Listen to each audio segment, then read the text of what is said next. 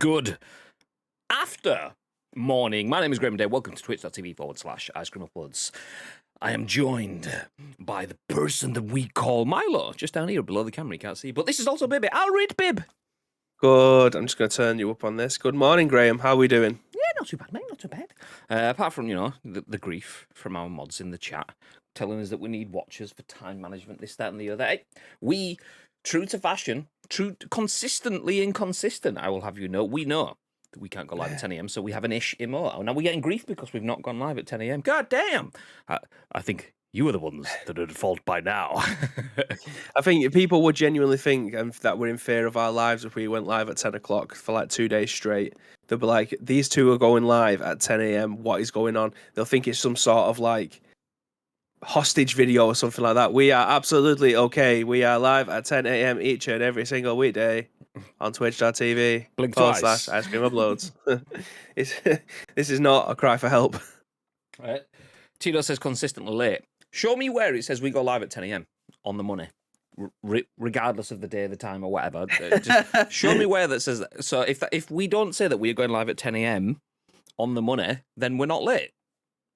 What's the Dumbledore quote? A wizard is never late, or is it, he arrives exactly when he means to, or something, or is it a Gandalf one? I can't remember. It's either Dumbledore or Gandalf.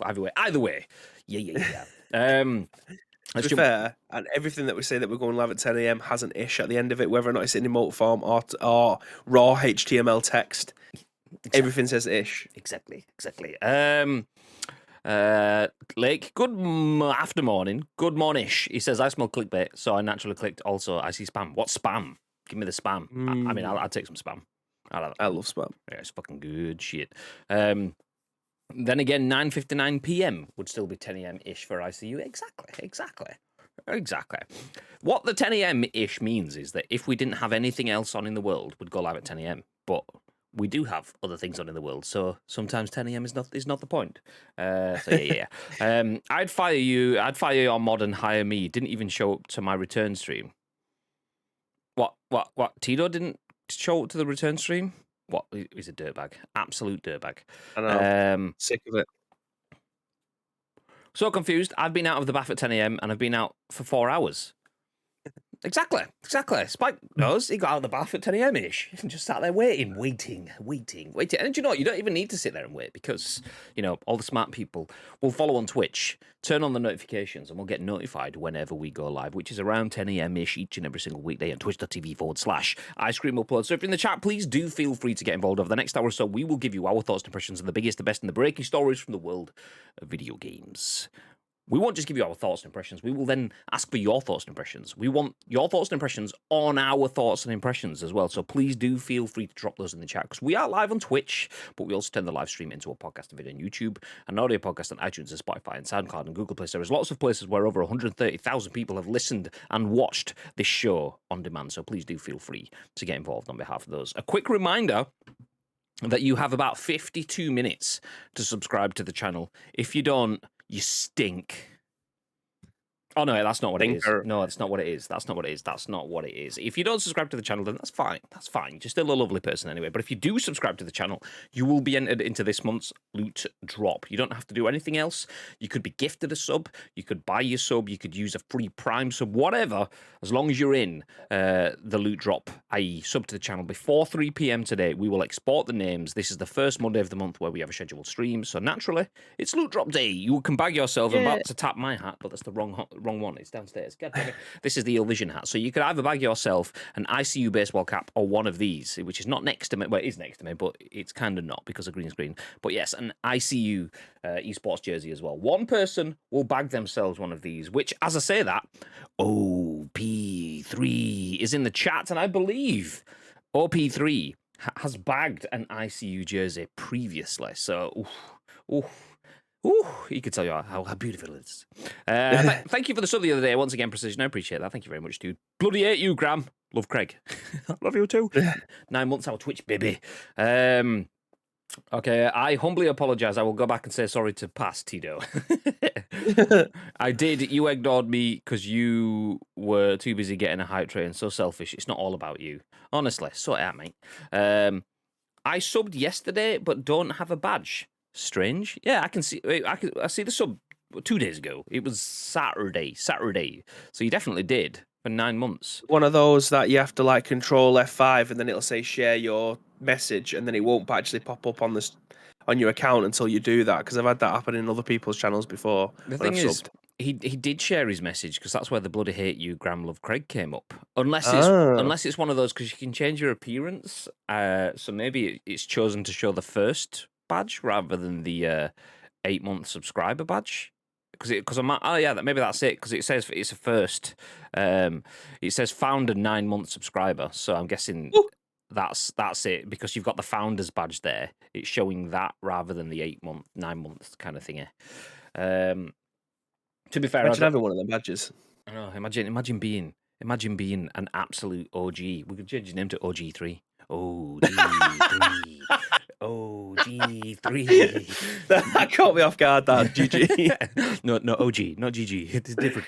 To be fair, I dropped in briefly. I don't start as early as I used to and had a call at 9:30. Honestly, what time do you call this, Tito? Ish. Goddamn. OG3. Yeah, the OG badge shows up first. There you go. Nice. So there you go. You can choose if you wanted it to be the ice creamy thing, but you might as well rock the OG. Yeah.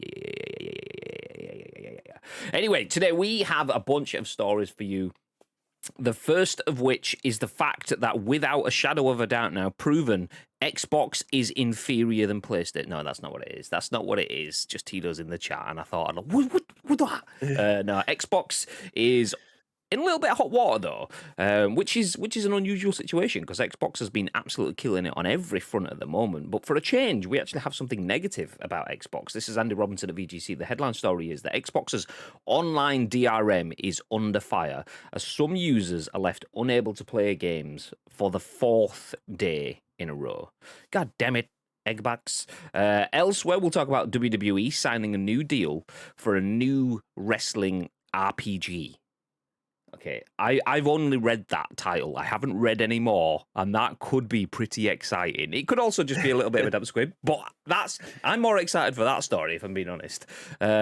Elsewhere, we talk about Duke Nukem Forever from 2001 has been leaked online. Gotham Knights looks like it's going to have a 4-player co-op mode, and if you're in China, well, you're probably not watching this anyway, but if you are, if it's after 10 p.m., you ain't watching this at all, as China has now banned, well, if you're underage, that is, China has now banned minors from watching streams after 10 p.m. Ooh. What the hell? Goddamn, for the largest video game, what's the word I'm looking for, market in the world, you can't play them or watch them. What? Maybe that's why everyone throws so much money on it, just to get the time in. Goddamn. I wish I'd have found a badge, but I don't think I'm that cool. No, it's on it. It was like the first 10 people that sub to a channel, and then I think it was extended to be like the first 20 people can choose to change to show the founder badge, or something along those lines. It might. I think most of the founders were probably people that worked on Ice Cream Uploads.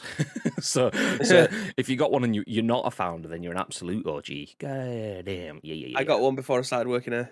Yeah, but you knew, so yeah. Honestly, God, it doesn't count me. I don't even know if I've got one. I think I must have. I don't know. We'll see.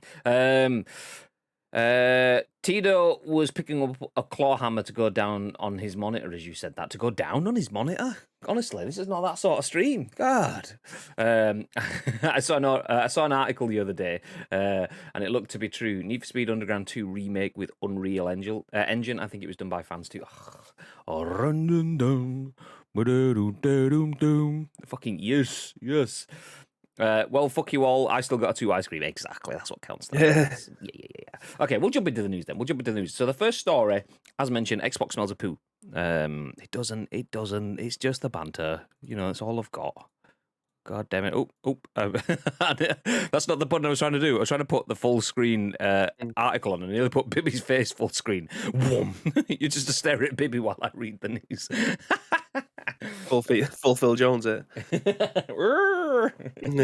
Okay, Andy Robinson at VGC has the first story. It says Xbox's online DRM is under fire as some users are left unable to play games for the fourth day. Microsoft's gaming servers have been experiencing outages on and off since Friday. So Xbox's online DRM policy has been criticised after server outages left some console owners unable to launch their purchased games for a fourth day. On Friday, May the 6th, Xbox's support team first confirmed that its servers were experiencing a major outage after users complained that they were unable to purchase all launch games or start cloud gaming sessions. On Saturday, the support team claimed it had resolved the issue, only for it to state several hours later that the issue had returned. In total, the support team claimed to have fixed the problem twice this weekend, only for it seemingly to return later. Most recently, Xbox stated at 1:21 Monday morning that European users should no longer be encountering errors when attempting to launch games and starting clouding gaming sessions.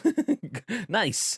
However, at the time of publishing this story, the replies are full of users claiming they still can't boot their purchased games. Unsurprisingly, Xbox's online DRM policy has been heavily criticised by users frustrated that they've been left unable to play their purchased games for a fourth game. According to Does It Play, a Twitter account dedicated to testing commercial releases to ensure that the work entirely to ensure the work. What? Either I've brain farted or someone's brain farted there, and I'm not convinced either way. So basically, Does It Play says the majority of games require an online check before they'll boot. Okay, nice, great. They absolutely do not have them on PlayStation or Switch, the account wrote. Trust us, we've tested them. They added, if the PlayStation servers go down tomorrow permanently, every single play a game you own, should I say, will work offline almost permanently, provided the console is working and an account was linked. There are a tiny subset of titles that will not. So basically, confirmed by an exterior source that PlayStation is just better. There we go. Nice. Obviously joking. Xbox needs to fix their DRM problems. Quote this. This is a quote, by the way. Xbox needs to fix their DRM problems. Hand waving won't help. Nobody wins, especially Xbox fans, when all the catalogue eventually becomes inaccessible. End quote. The outages are potentially embarrassing for Xbox, which has historically promoted the importance of game preservation. Most significantly, with its extensive backwards compatibility program, the company also famously U-turned on hugely unpopular plans to require an online connection for Xbox One. Paris Lilly, a journalist provider and previous host of an official Xbox event, also criticised Xbox DRM policy in the wake of this weekend's server outage. Quote, the Xbox outages have made it clear that something needs to change with their DRM policy. Games that are downloaded to my console should have a window to be offline and playable without checking in. Hopefully we get clarity and a solution to avoid this issue again. I'll just finish up with the article because there's only 2 lines left, but it does give a nice wrap up. So the downtime again highlights the issue of preservation in the games industry and the challenges developers face keeping their games playable in the future should crucial services such as Xbox Live ever disappear. Journalist Brittany Vincent argued in a VGC column that the games industry needs to increase its efforts for preserving video games before more titles are lost to time. So, confirmed, Xbox smells like feet, whereas PlayStation is lovely, jubbly. Nice. I don't think we need to say anything more on that. Should we move on to the next? No, okay, fine. It's not that. Xbox has a great system. It has Game Pass, which is a very digital system. The downside with a very digital system is you, in some way, shape, or form, need to impose DRM, which is digital rights management, to make sure that nobody's being shortchanged. You're limiting copyright potential and all the other things that come in and amongst that. So Xbox has a great system. Great system with great power comes with decisions that aren't necessarily always the best. That's not the right quote. It's a little bit like that, but not quite the same. So yeah, babe. Xbox's online DRM is under fire. Thoughts? Yeah, this is why I'm scared for an all digital future, Graham. I mean, we are going in the direction of it being attainable, sustainable. But at this moment in time, I still don't think it's freestyle. Then attainable, sustainable. No, MC Bibby is not making an appearance today, Graham. it's a catch-22 situation because you can put as much time and resources into creating a digital future as you can, but if the simplest things like owning a game, being able to play a game that you own via a service that you have paid for to attain the game, that stinks, doesn't it? That honks. Like you should be able to play whatever game you want, regardless of whether you're online or offline. Now, I'm fairly certain on the PlayStation, I know they've done the tests and things like that, but I'm fairly certain you can go onto your PlayStation game that you've bought through PSM, and it'll have a license there for you to be able to see, and it'll tell you whether it's expired or it's currently still playable, and it'll give you a date of when it expires. I'm fairly certain. It definitely did on the PlayStation 4. I don't think I've actually had a look at the screen on the PlayStation 5, but there is definitely a screen that you can find out what the licensing agreement was when you bought the game and when it technically expires. Now, if PlayStation systems all went down tomorrow and you couldn't access PlayStation Network for whatever reason, I think if there was a malfunction or if there was a glitch on their side, we'd be in the same situation. They said that they've done the testing, but they can't say to PlayStation, for the purposes of this test, can you shut everything down so we can find out whether or not your systems are all in place that do this as well? We've seen this with PlayStation Network on PlayStation 3. Everything went down, you couldn't do anything. This has now happened 10 years, 11 years later, and Xbox are in the same situation. It's just the way of a live, not a live service, of an all digital future. We will eventually get there. I still think we're like 10 years away from it being a flawless, seamless integration into our daily lives. I believe that xCloud was a step in the right direction. I believe Netflix was a step in the right direction. I remember a time, Graham, this is going to make me extremely old. I remember a time. When you used to have to go to the shop at the end of your road to rent VHSs. Do you know what I mean? So imagine like we have some companies that are stupid, like Nintendo. Not always, they just make stupid decisions that make things limited when they're online, and that applies to anyone that tinkers with NFTs and stuff pretty much at the moment. And but digital scarcity. Imagine the youth of today that don't know what it feels like to go down, having to put your shoes, your jacket, your trainers, whatever, go down to your local video shop, go in, and then pick the VHS that you want, and it to have a little red triangle on the top because someone else has already loaned it out. And it's like, oh, great. I remember, like, same thing with video games. There'd be a sticker or something that's like, this one's been loaned out, due back in on Wednesday or whatever. So I'd be like, okay, it's due back in by 7 p.m. on Wednesday. I'd go in at, like, 4 p.m. on Wednesday. Has it been back in yet? Nope. Okay. 4:30. Is it back in yet? Nope. Then sometimes I think, do you know what? I'm just going to go in at 7:01 because it will have been back in by then. And it's like, yeah, it's been back in, but someone else has taken it. It's like, fuck!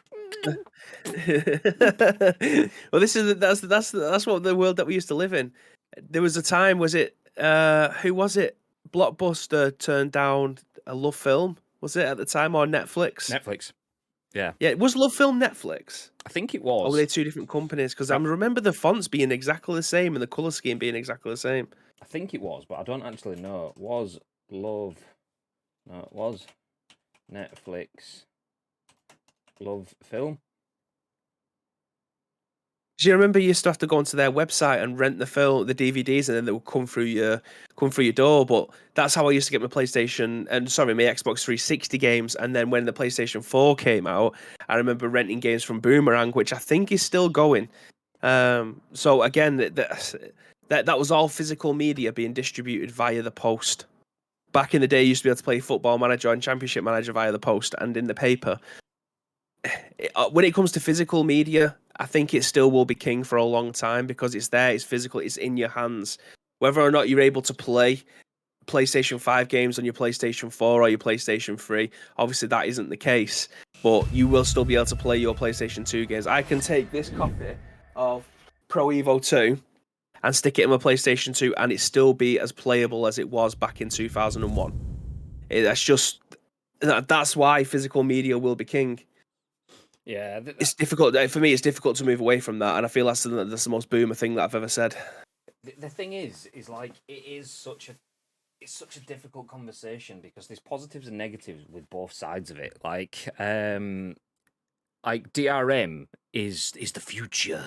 Being able to like just play video games on the go, anywhere, on your mobile phone, on your PC, on your laptop, on your console, on your other console. That is where DRM is majestic.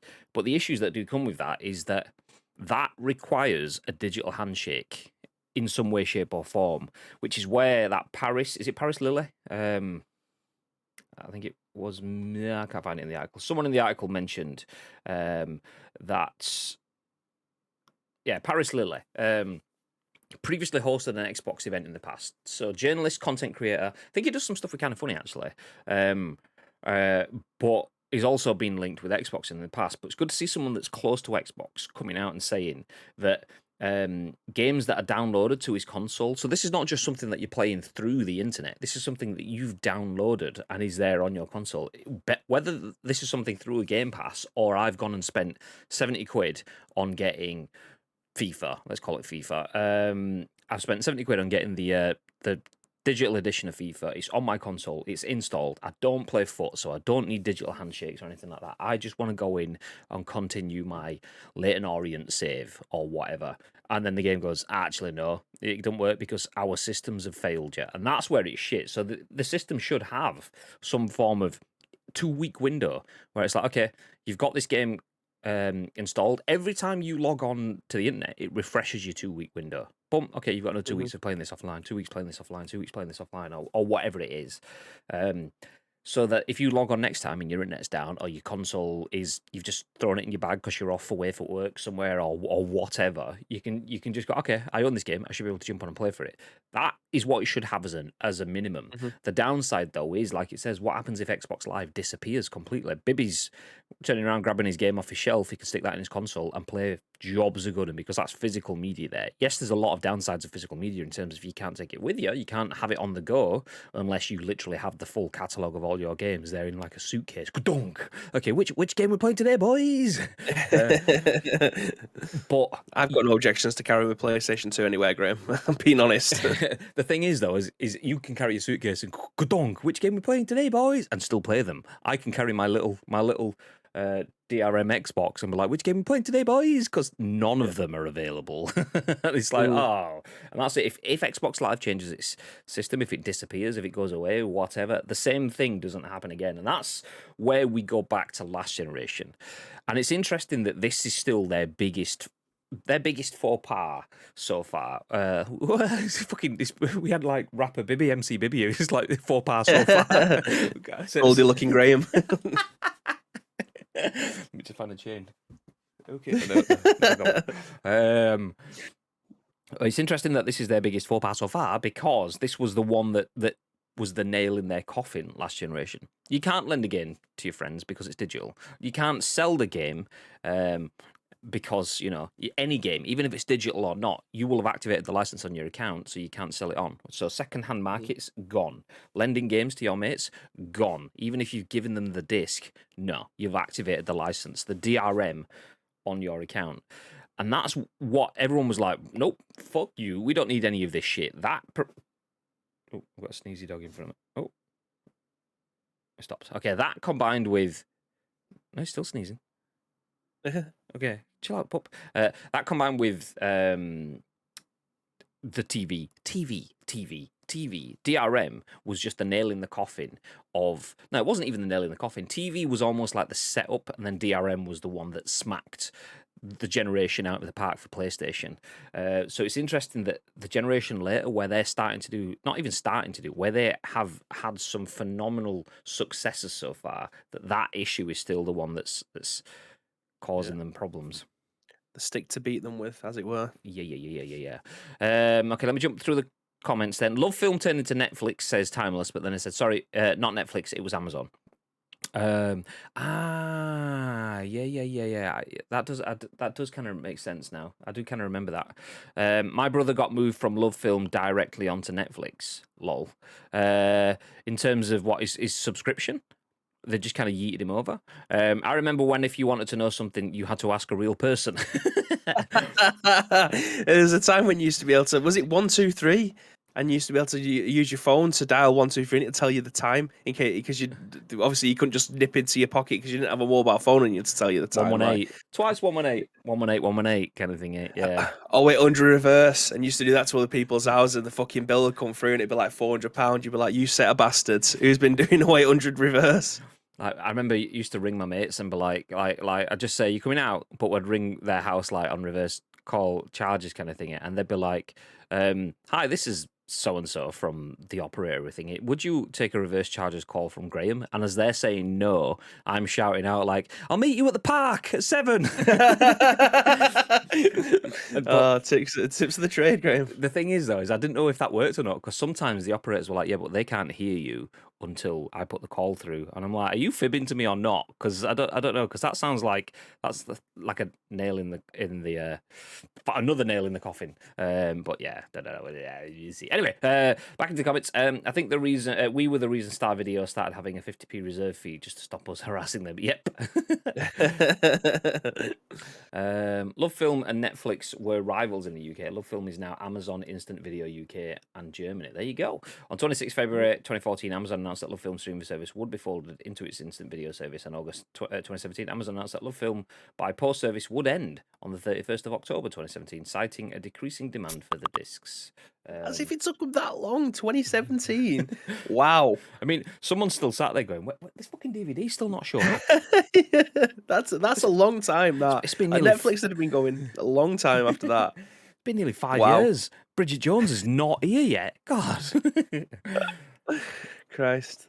Oh, I always thought my brother was moved on to Netflix. He must have changed. Live and learn. Is Boomerang still going? Boomerang Rentals. It was amazing this back in the day, because rather than paying like £50 for a game, you could pay like £8 a month and get 4 games. So you'd get like 2 in the post, and then you'd send back the 2 that you completed and get another 2, but you could only ever have 4 a month.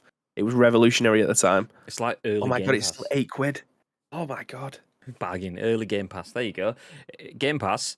But if you just want to play one game, like a week or whatever, there you go. It's cheaper. Job's a good one. But you used to be able to buy the game that you rented. If you liked it that much, you could buy the game and they'd just send you the case and the booklet in the post to complete the collection. That's badass. It was so good. Like, honestly, it was revolutionary at the time. Obviously, I wasn't on a massive wage then, not like now. So I couldn't buy games left, right, and centre. And this just like it blew my mind that this was a thing. As if it still is.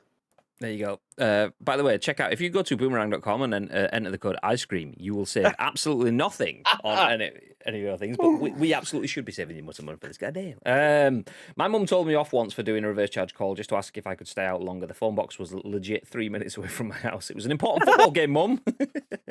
Well, look, she can't hear you from 3 minutes away, can she? So it's still a trip saved. Exactly. I mean, must have been 27 quid's worth of trip, but still, it's fine. Oh, I love licking the screen. Okay, you get that from your dad. Yeah, nice. Let's go.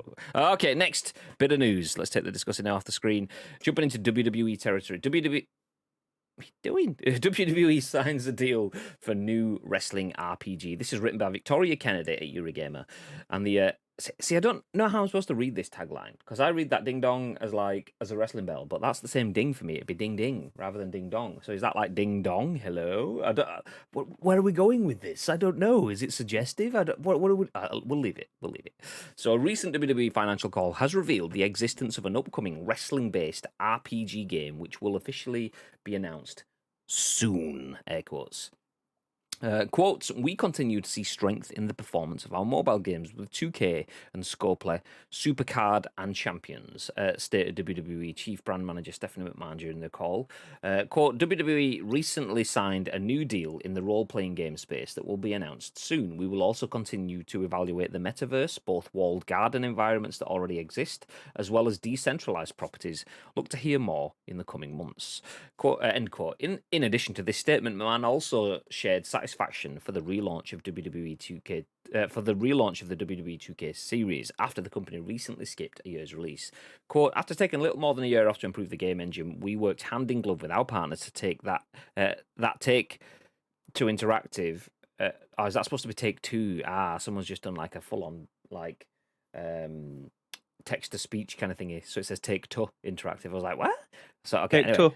Yes, so they worked hand in glove with their partners Take Two Interactive to listen to our customers and fans that earn back their trust by delivering a game that exceeded their expectations, she said. Quote, WWE 2K22 was a commercial and critical success with the highest Metacritic scores on both Xbox and PlayStation platforms in franchise history, with over 5.6 million hours viewed on twitch.tv/Ice Cream Uploads to date. No, I should have known. It's across Twitch, not just our channel. Sorry, my bad. Okay, McMahon concluded, gaming is a priority for WWE to reach our next-gen audience, with over 80% of WWE's audience self-identifying as gamers. While when the announcement will be made officially is not clear, WWE wrestler Austin Creed, or Xavier Woods, as some may know him, did offer up a cheeky winking gif on Twitter when wrestler and journalist Simon Miller shared the news online. This makes it easier to assume that Creed knows exactly what is going on behind the scenes and seems to be happy with how the project is developing so far. Is this going to play a wink? There you go. Nice. Meanwhile, earlier this month, Yuke's, the Japanese developer behind 2 decades of popular WWE games, announced its return to the wrestling genre with new project AEW Fight Forever, which, as we were discussing about on !Discord, doesn't seem like it's as flawless as people would want it to be. Anyway, we'll leave that alone for now. Wrestling RPG. What are you saying, babe? Aren't all wrestling games RPGs, Graham? I suppose, but I mean, they are RPG with more of a multiplayer focus. I mean, what is this? Is this like grab your wrestler and go out into the wilderness with a longsword and a shield? Because this just sounds like someone's got a big list of what Bibby wants from a video game. What does Bibby like wrestling? What else is it like RPGs? Should we make a wrestling RPG? Yeah, go on then. I'm playing battle royales like they're RPGs at the moment, Graham. So yeah, it does look like they've just ticked off a load of things that Bibby likes, and they created a game out of it. But yeah, I'm down for this.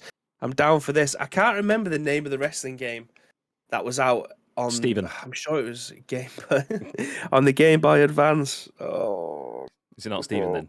You laughed, so I'm assuming it's not Steven. No, it's not. There was I'm sure there was an RPG wrestling game out on like the Game Boy Advance. Don't know if it did too well. Was it Unforgiven?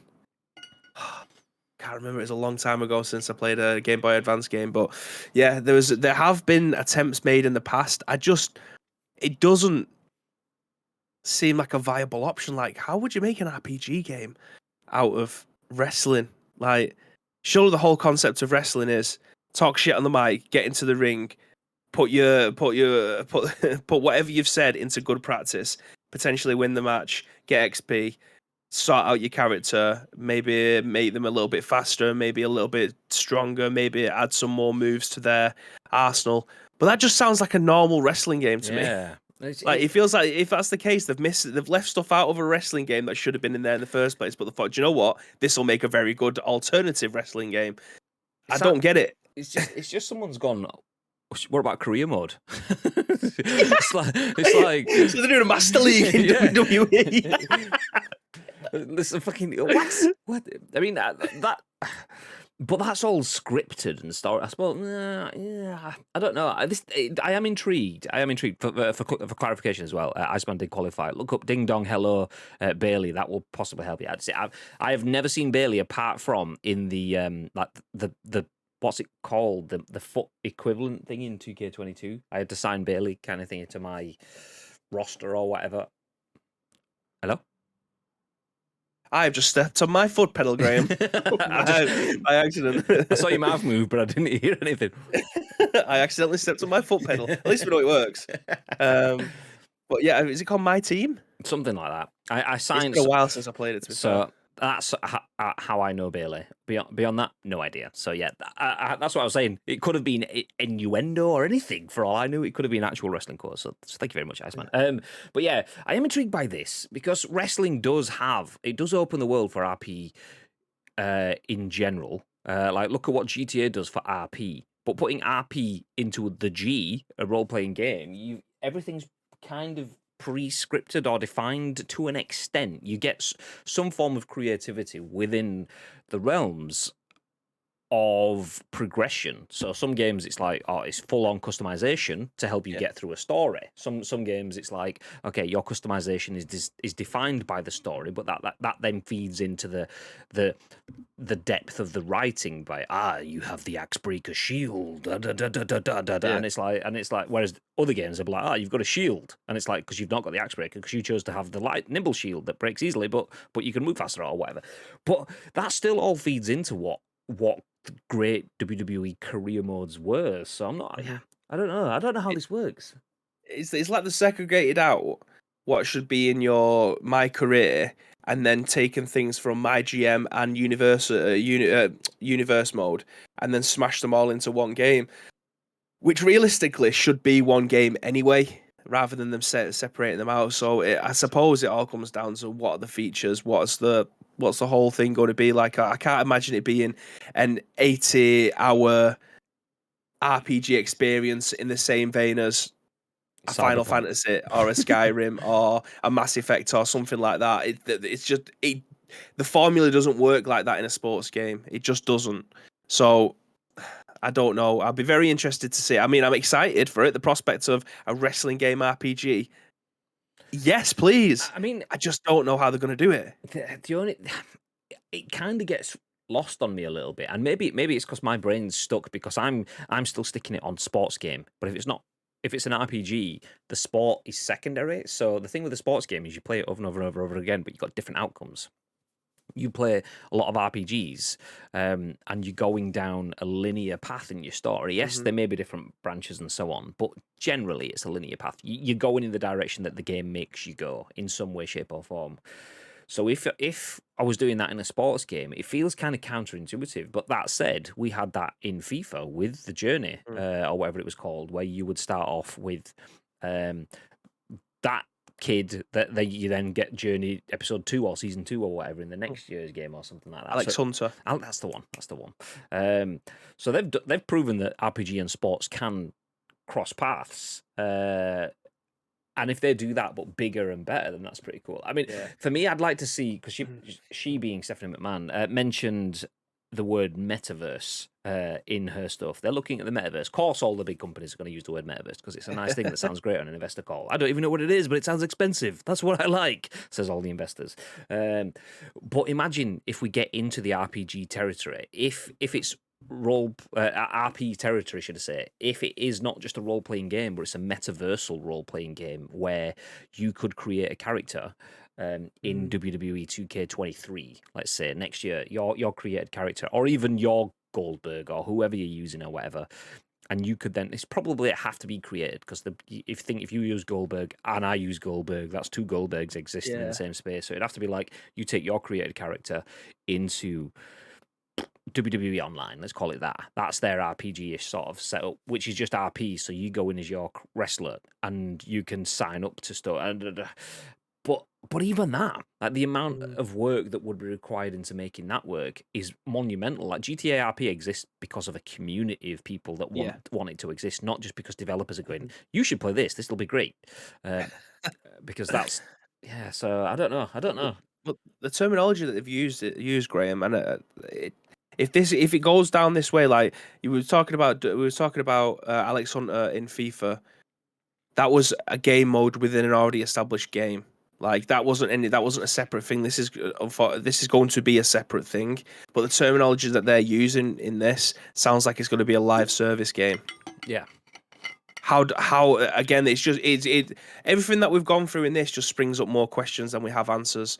Which at this moment in time, that's I think is a very good way of building hype, because at the same time as us being extremely confused, we're also excited at the prospect of what this could potentially be, and we're trying to fill in the gaps that we don't even know how big they are yet. Yeah. So it's one of those. We'll wait and see how much more information we get in the coming weeks, maybe coming months, because this hasn't got time to come out. This is just literally hearsay at this moment in time, and a wink emoji by Austin Creed.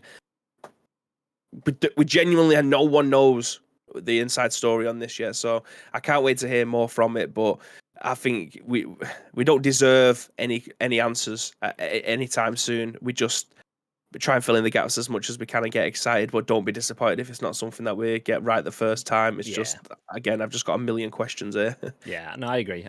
Okay, let's jump back up, go through the comments. RPG could be quality if they go full realism, so you have to develop good relationships with wrestlers, companies, and have things like you accidentally injure a wrestler and it could take you out of certain events, etc., says Spike. And this says, like, imagine being on the fringe of breaking into WWE and they say, you get a match with Roman Reigns where he'll squash you. But if you make it look good, we'll give you a chance on NXT. Only you go in and injure him right before a main event, and it holds you back, etc. Yeah, see, the thing is, like, that stuff is cool. It's just it's always. I always feel like you've got like an ABC, and it's always like a, do you want this, that, or the other? Which then makes me, I lose immersion in it. Like you always get, like you used to get in the old school wrestling games. Like Bubba Ray Dudley has just come up and asked if you'd like to be his tag team partner at the next event. Do you want it? Yes. Okay, well, that means I'm going for the tag team titles. Great. I wanted to actually be the champion, but okay. Yeah. Or, no, Bubba Ray Dudley doesn't like that you've rejected him. Now you've got 4 weeks of just fighting him in the game. And it's like, great, Bubba Ray Dudley doesn't have any title, so that's not helping me either way. Either way, the game has just told me that I've got 4 weeks of not going towards the title. Great stuff. And then What would be cool? Sorry, go on. I'm going to say, then you beat Bubba Ray, and then fucking, I don't know, some like Devon then rocks up and goes, hey, would you like to be my tag team partner? And it's like, I want to be my tag team partner. Yeah. What would be cool though is if I don't know. Some of you may know that may understand this analogy, but Graham, you might not. But in like the old FIFA be a pro club scenario it was like a scrapbook, and it had 1 million pages in it, and it'll be like score 25 goals from outside the box to get +3 finesse, which was the best way for your pro clubs be a pro creator. Like it made you play the game, and it made you have to do certain things to be able to attain that goal. I think that would work quite well in this RPG stuff. So imagine they brought back Tough Enough. For those of you that are old enough, it was like a reality TV show for WWE, and it's how like the Miz came through and things like that. I think the Miz came through that, but it was just a reality TV show to show how good you was. If you was good enough, then you'd get onto the main roster, blah blah blah. But if you started off in something like that, and then you eventually started to work your way through, so you'd go to NXT, and it'll be like, you need to throw this match, but make sure that you get a 5-star performance in there. So they will obviously try to beat you as fast as possible. So you need to do reversals, get it to a 4.5-star match. Challenge completed. That's fantastic, but that just feels like a career mode rather than an RPG game. Like, I don't know how to separate and blur the lines, unblur the lines between them both. It's very difficult. Tito says, I never got on with the journey. NBA did it best. Was it My Story? It was something along those lines. Yeah. So Iceman responding to Spike says, so you kind of get COVID, except it wasn't injuring some of them, it was fluffing a punt. That sounds like something nice. Someone can fluff my punt. No, okay, fine. Aguero! I'm assuming I saw you drop the follow yesterday. I see you all the time in Ash's stream, so I'm assuming you came over the Ash raid yesterday. Yeah. Thank you very much for dropping the follow. Welcome back, dude. I missed one. Just can't do things the Triple H way. I'd bed Steph, no complaints there. I meant in terms of availability, not desirability. Imagine that. How it's going to sound when it comes. It's just lots. Just the other side of Manchester crying, knowing that that's the next fucking 10 years of a world class striker. So you fucking nice. It's not bothered. No, even care me. Branching is the issue. They do desperately need to find a way to make a much more complex and dynamic tree system, and that's the thing for me and that's where we get back into a completely different conversation. We're going on a few tangents, so we'll start to wrap this one up.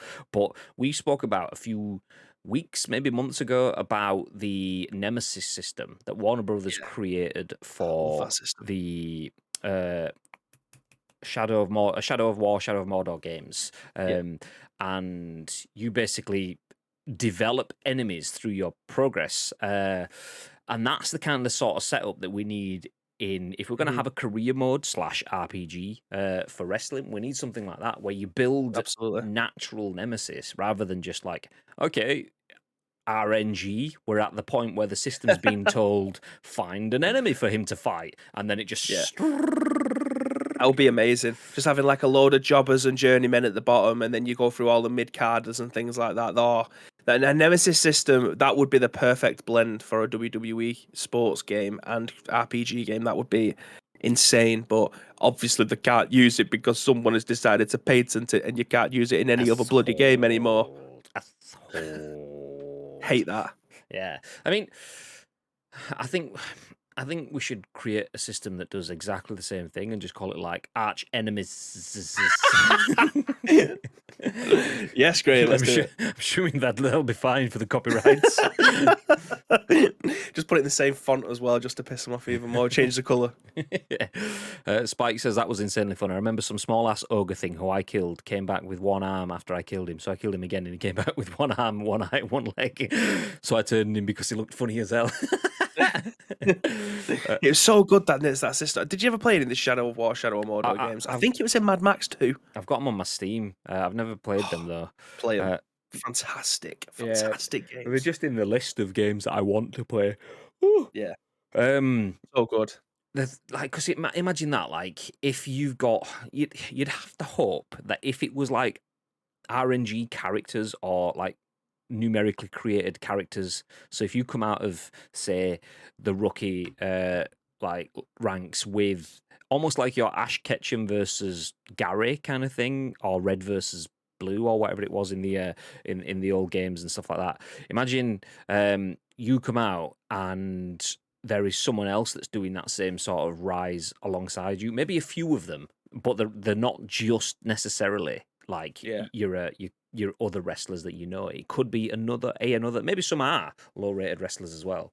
I think that's when you start to get that lost in it. It's like, it's not just, oh look, it just happens to be that this guy is an up-and-coming person and is actually up-and-coming in the game. So okay, yeah, it's not. I'm just playing through a script, not something that is like natural. Ooh. What you don't want is to be in the middle of a game or a matchup, and then the RNG be that dynamic that you're having a really good match, and then your arm breaks or your leg breaks or something like that, and it puts you back down again. Like, I know RPG, it still needs to be storyline driven, but I think that would be a nightmare scenario if you was to have to do that. It would prolong the story. It would be great, but I don't see how that kind of thing would work, because that would just feel like a scripted experience then, rather than it being diverse. This kind of brings me back to a conversation that was then hitting the pages at launch of 2K22. Is WWE have got the option to renew their license with 2K or not? And I wonder if that was the case. I wonder if 2K were always going to get another WWE license, but people had got rumors of EA sniffing around, because that's what the conversation was. And maybe EA wasn't ever sniffing around for that, but was sniffing around to bring Jedi Fallen Order to WWE 2K22. I wonder if that's where they're going with that, because that would be pretty cool. I'd like to see another brand having. I mean, lightsabers would be fucking wonderful in WWE. That's what I was just about to say. Lightsabers in the ring. Woo! I love that. A TIE fighter flies over the top, and Batista's driving it. It's like, oh no, you didn't get your stint on NXT because you cut Roman Reigns' arm off. Oops, shit. Sorry, that dog. would be fantastic. So yeah, interesting. Okay, well, we'll keep you up to date with that story as it goes. Let me just wrap up with the comment. It says, I wonder if they will bring back the Know Your Role cutscenes where you fight unknown and the I must have twisted my knee pretty bad. Exactly. I must have twisted my nah. And it was just like, it was always the same stuff. No. Yeah. To think The Miz was part of a Tough Enough that also featured Ryback, Mitch from the Spirit Squad, Luke Garros, and the Boogeyman, and the winner only lasted a few months after nearly breaking Kurt Angle's arm and getting absolutely destroyed in the Royal Rumble. And So I watched a documentary on that very recently. Wrestling Bios on YouTube is fantastic. Who was the winner? If you've not already seen it. Who was the winner? Of that Royal Rumble? I'm not sure. It was about Tough Enough. Yeah. Who was the winner of Tough Enough? He wasn't in there long. I know he said it was only 3 months. It was longer than that. I think he had like a 2-year contract. They only ran for 2 seasons.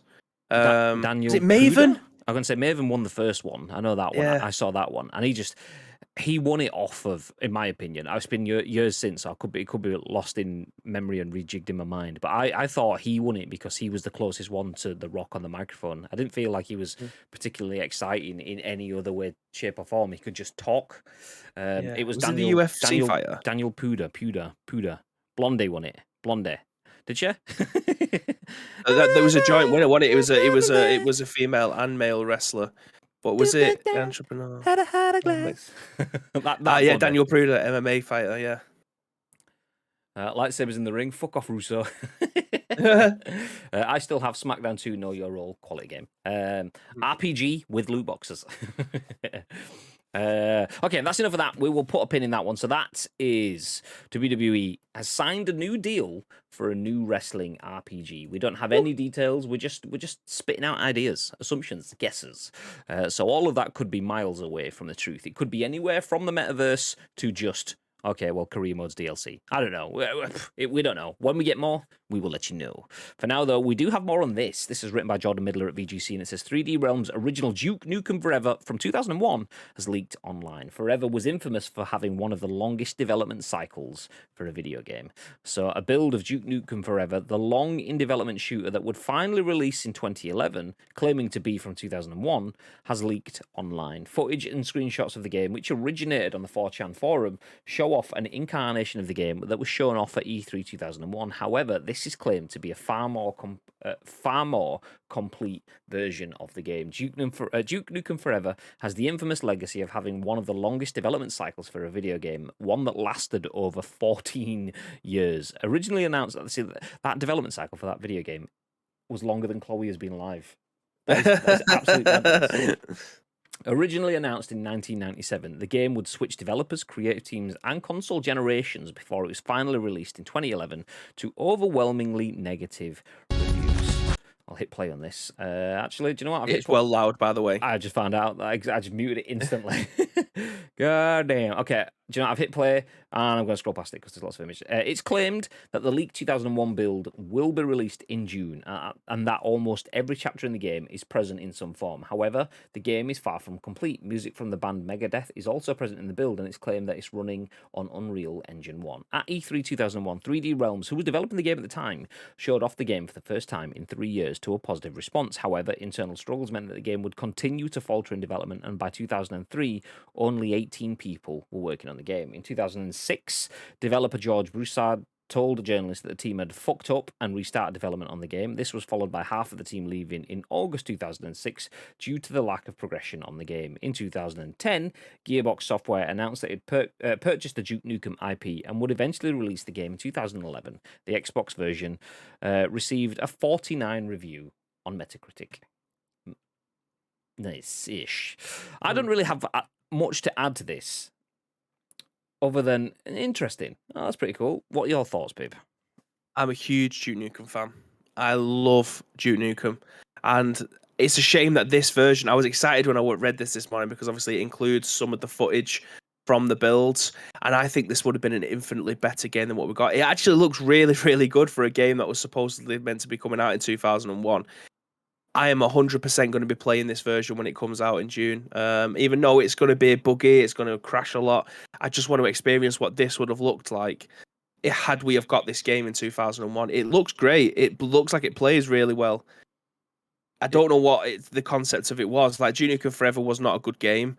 Did it have fun playing it? A little bit. Is it a Duke Nukem game? I didn't think so. It just felt like someone had just written down a whole host of ideas and then hoped that the end product would look anything like what was put down on the pieces of paper. But it actually looks more Doom 3-ish than it does Duke Nukem, which is a bit weird, but it looks good to me. I'm looking forward to trying it out. I mean, the pace and the movement and the agility, it's more athletic than a lot of the fucking modern day BRs are. And this is a game that got panned. It actually looks really, really good. It's better than I was expecting it to look anyway. David says, Duke Nukem, the game that has more lines in it from the Evil Dead trilogy than any of the Evil Dead games. See, the only line I remember it's from a film, and I can't remember what film it is, but it's like someone's robbing a bank in the film, and it's the I'm here to chew bubblegum and kick ass, and I'm all out of bubblegum. And like, I know that's a Duke Nukem quote as well, but obviously they took it from the film. So yeah, I couldn't tell you which Evil Dead quote. So if you got any, feel free to drop in the chat. Hear me out.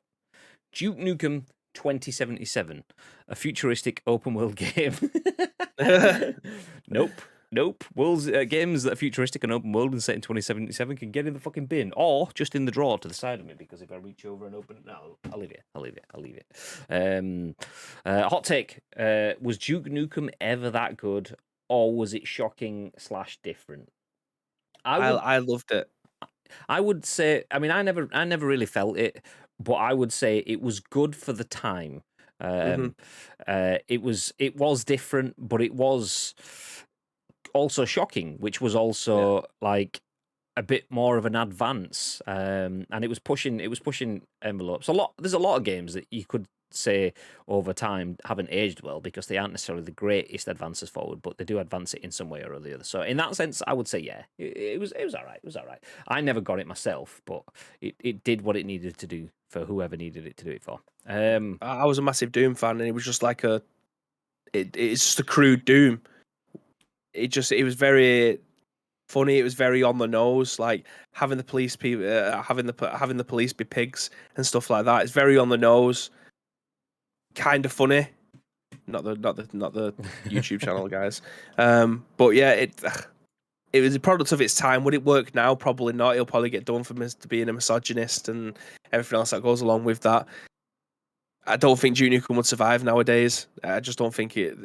What can it offer that's new that would? Because if you was to buy a Duke Nukem game now, you were buying it for nostalgia reasons. Like the amount of times that Duke Nukem has been remastered and put onto every single console. There's probably a PlayStation 5 version.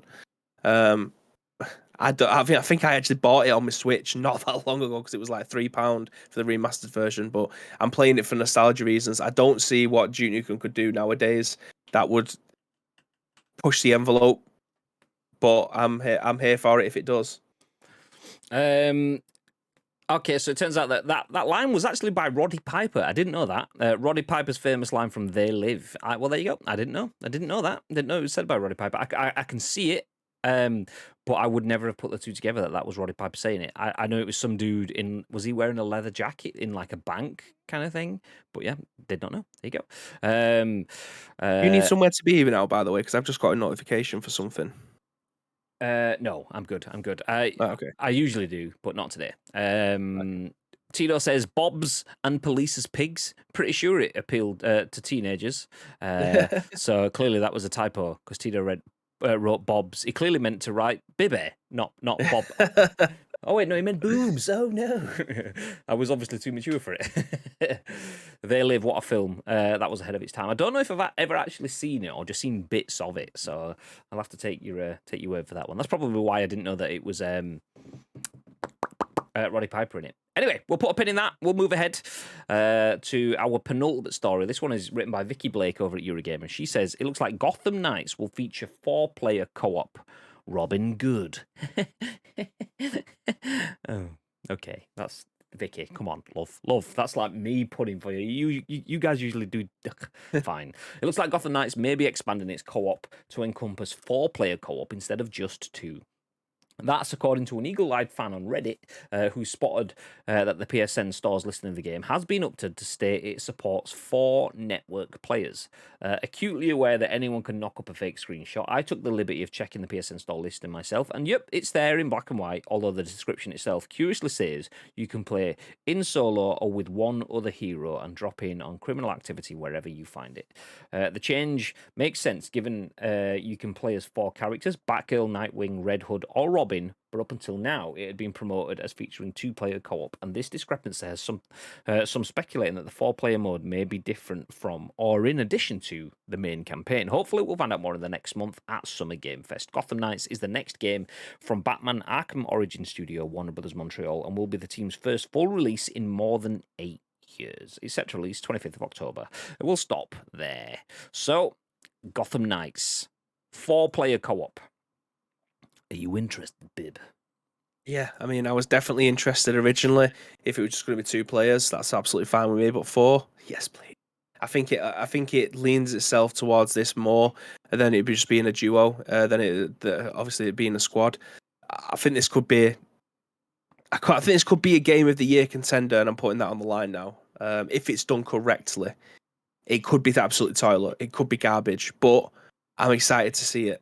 Especially if you can get 3 mates to play it as well. That just kick ass, man. Absolutely gives me. I know this is Obviously, same overall parent studio, Warner Brothers, but it just anything now. Just my most recent 4-player co-op is Bad for Blood. So anything that gives me Bad for Blood vibes is a win for me. Do I think Bad for Blood was the best game I've ever played? No, far from it overall, realistically, but it's probably the most fun 4-player co-op experience I've had in that sort of vein in a long time. So if this puts that, but in the DC universe, then yeah, I'm all for that. Yes, please. Especially if it's all combat. Like if it has the Batman game combat system, then I'm all for it. Like triangle to dodge, square to do your attacks and things like that.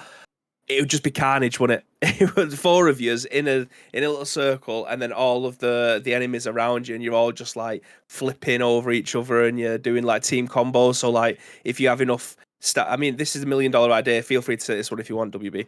But like me and you are back to back against each other. We're fighting everyone around us, and then it'll be like a timed event where it'll say, "Oh, you've got enough hit points. Press L1 and R1 together, and they'll do like a double team move."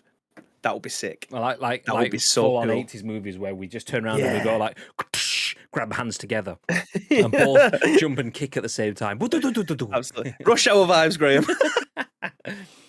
Bad for Blood, never heard of it. Did I say Bad for Blood? Back for Blood? Whatever. You know what I meant. I'm in. You better invite me. Speaking of Back for Blood, hey Spike, hey. And Ads was in earlier on. We need to get Show's ankles in as well. You know, just for a little bit. Absolutely. What if you don't have 3 mates?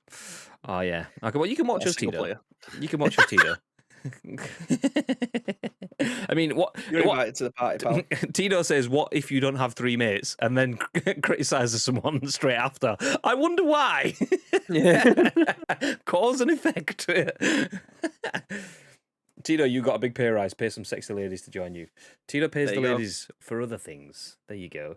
So yeah, no, this looks pretty cool. There's not really much to say because we don't know if it's confirmed, but it's a rumor. But Gotham Knights could go from just being a 2-player game to a 4-player game, which with the success that Bad for Blood, Back for Blood, Back 3 Blood, whatever you want to call it, with the success that game had, it's a bit easy to say that the game was meant to be a success because they put a lot of effort into it. They got a lot of people around there. It didn't last forever. I think they probably wanted it to last longer than it did. I don't think it ever was gonna for me. That card system, which is what makes the game change as you go, and that's something I'm not interested. That's replayability and not core game for me. So it would never have lasted for me. But it gave me enough to try it and then go back and play more of it. Gotham Knights, if that has some of that, then yeah, I'm all in for it. I'm all in for it. Nice. It's a mystery to me. Exactly. He can do other things, then chill out on some games with his other 55 mates he paid for, or 55 minutes he paid for. Bow, bow, bow. Chase crates on your own. No, it's just chasing crates. Full stop. Why didn't I put that on the asset? That's next week's. You're having that. Okay, moving ahead. This one gets a little bit more serious now. Kind of political crossover, but VASPAAN Story at the Gamer has this one. It says China now bans minors from watching streams after 10 p.m. China continues its clampdown on video games and streaming. So the Chinese government continues its harsh clampdown on video games and content streaming. On Saturday, new rules were put in place about streaming with regards to minors. Obviously children, not people who work down pits, because that's a completely different thing. After last month's ban on the streaming of unauthorized games, meaning games not given the green flag by the government, these new restrictions now aim to limit overall streaming time for underage viewers. According to a report by Reuters, the National Radio and Television Administration announced that platforms need to step up controls to stop underage users from tipping live streamers or becoming live streamers themselves without guardian consent. According to the new restrictions put in place, live stream viewers below the age of 18 will no longer be allowed to tip money to streamers, a process via which viewers send small amounts of money to the streamer in return for a shout out. Secondly, platforms will also be required to stop any streams from showing up on child accounts after 10 p.m. This is in addition to the drastically low video game time per week that the government thinks children should have. These restrictions will affect streaming platforms like Bilibili, Douyin, Twitch, and YouTube are already restricted in that country. With regard to the streaming of unauthorized, that's in air quotes, games, it was one of the it was the one avenue where people could get access and information on games that would otherwise not be allowed to market themselves in China. Based on that, people would get their hands on those games via alternate means and play them despite not being screened by the authorities. With this new ban, it will be tough for them to even learn about new games being released. For instance, industry analyst Daniel Ahmad, who is ZHugeX or Zhugex on Twitter, great account, pointed out that Elden Ring was a hit on Chinese game live streaming platforms, reaching 17.1 cumulative daily average viewers in its first week. But it's not approved for sale there. People still find ways to buy it, of course. If the below is fully enforced, Elden Ring couldn't be streamed at all.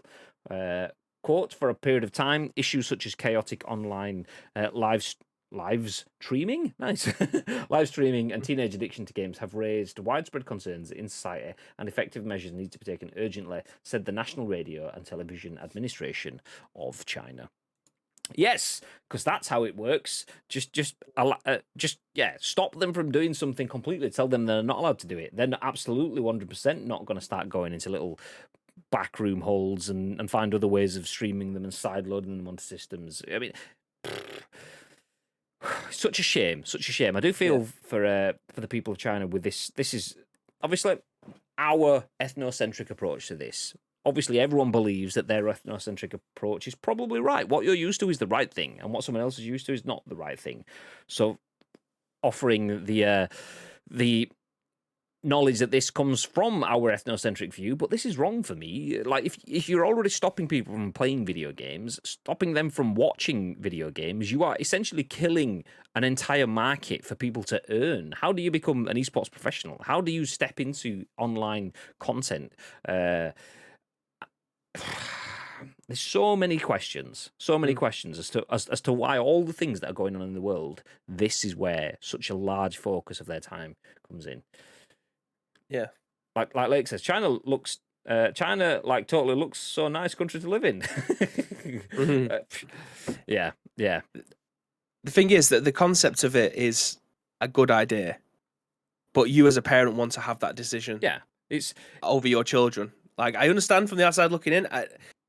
Back in the day when I was growing up, my mum was very much, it's 10 o'clock, TV off, lights off, you go into bed, you've got school in the morning. Parenting 101, that's fantastic. Thank you very much, Mum, for setting me up for that, because I still end up having that kind of feeling nowadays. Apart from when I know I haven't got work in the morning, you can stay up later. That's just the way that my life's been like. It's a routine that I think I've actually took through to my adult years, but that was my mum enforcing those rules, not the government. The thing is, that's where it becomes a bit sticky. Yeah, I agree. Like, the government is there to assist you in your life, not to define it. And that the government are there to serve you, not for you to serve them. That's what it should be. And if they start banning things that are dangerous for you, where does that stop? Because, I mean, alcohol, too much alcohol is bad for you, so let's ban that. Do you know what? Streets can be bad for your health if you cross them at the wrong time, and we've got too many of those now, so let's get rid of a bunch of streets. You're only allowed to cross streets at certain times of day when there's no cars there. You're only allowed to drive on. And it's just like, well, I know I'm being stupid, but I find this stupid. Like, limiting the time that someone can watch something. 18-year-old. Imagine you being 17 and a half and your mum going, you have to turn your TV off now. It's 9:59. You're like, I am not 12. What? What? So, yeah, I watch things well past 10 p.m. I played games well past 10 p.m. I played games for more than the allotted, like, fucking 2 hours a week or whatever they're allowed. And I'm not entirely a failure. So, and there's a lot more people that are very, very similar and less-ish and more-ish than me. So, yeah. It's just values, isn't it? But you want them values from your parents, not from becoming a nanny state. Like, the prohibition was a real thing, and that was in the US, for fuck's sake. So it's not as if the US haven't got history from this anyway, from what the government is putting towards you. But it's just one of those things. I don't think they'd be able to get away with it now. Saying that, during COVID, everyone had to stay indoors, and that was enforced by the government as well. So they can giveth and they can take awayeth. Do you know what I mean? Like, there's still circumstances where they will intervene, and you probably don't have that much say in it. I just feel like it's the difference is that we can still have emergency laws pushed on us that we don't have chance to vote on. But that aside from that, we are a democracy, so we do have more of a say on things. Whereas if you get old dudes that know feck all about video games making rules on video game regulation, then it's not going to be great because they're all going to be just living off the stories that their dads and their mums told them fucking 100 years ago. It's like, oh yeah, video games pollute your mind and you should be out in the pits and stuff like that. And it's like, the fuck?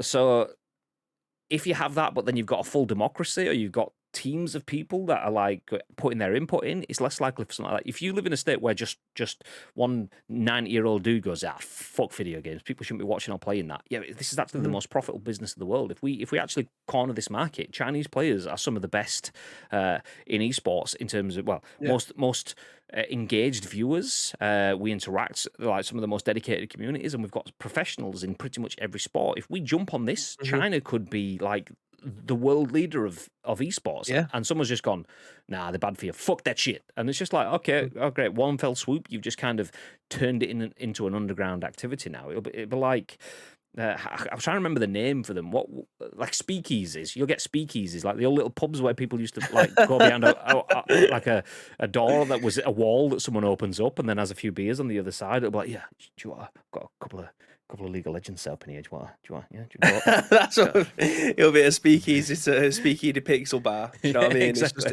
It looks like a vending machine. You want a Coke, and then the door just go psh, and you walk in. It's just like 400 people watching a League of Legends tournament, like a pixel bar. I mean, that would be incredible, but also not a viable option as well.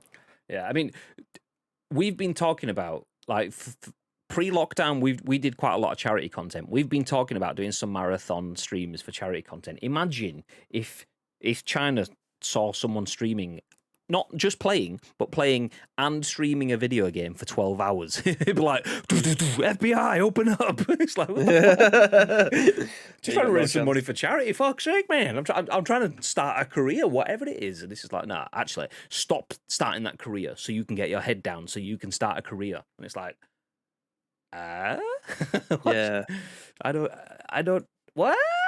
So yeah, there you go. Anyway, do you know, I did actually mean to go through it earlier on. Ads, I think it was, or it might have been Lake. It's one of the ones with the green names, came in and did ask what stories we'd gone over previously. We're wrapping things up now, so I'll give you a recap. We talked about Xbox having online DRM. So even if you have a game that you've purchased, not just one from Game Pass, if you've got a game that you've purchased installed on your console, it needs to have a digital handshake in order to be played online. There's been an issue with the system for the past 4 days that lots of users haven't even been able to play games that they own.